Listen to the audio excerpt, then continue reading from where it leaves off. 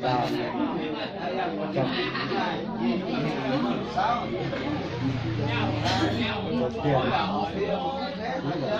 có tiền và chồng tiền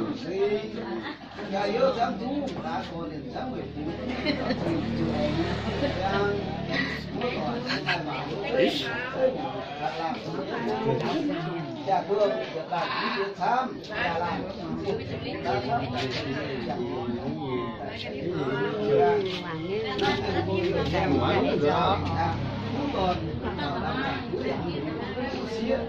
cái lại thì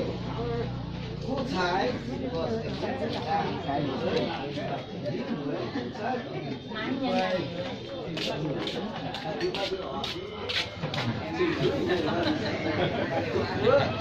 mùi hiền thai giá của một thai chẳng xong giờ vì hỗ trợ xong thì quay thì đang kết quý gần tính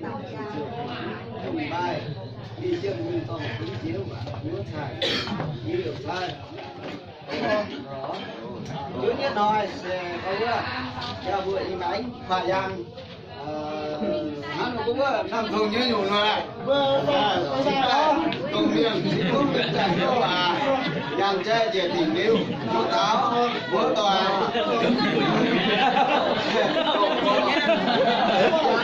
chúng ta múa táo múa tòa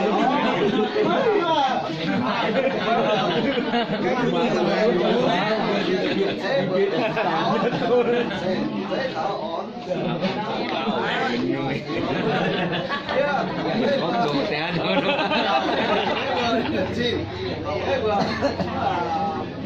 thiên tai cho ăn được làm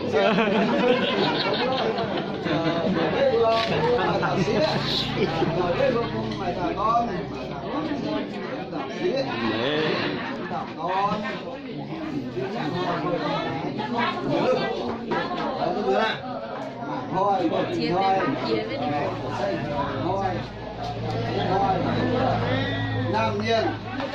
nhớ nhân miền tổng cái vừa ná nó sẽ cả ná đi sang miền không thay ý kính vừa sẽ trang miền đến sấy chẳng thay đến tối chẳng miền đến mùa chẳng họ đến khói đến chẳng đường gặp quế chúa đông màn tỏi phiêu phú vàng nhun bản phúi không đâu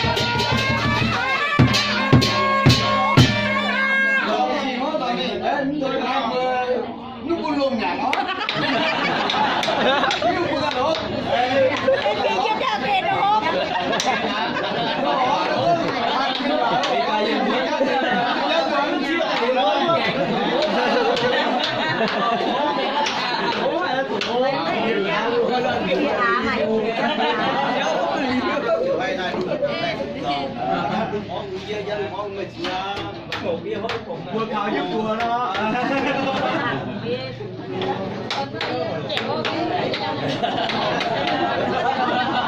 Mỗi lần lùng 8 1 đây lùng tiên nữa.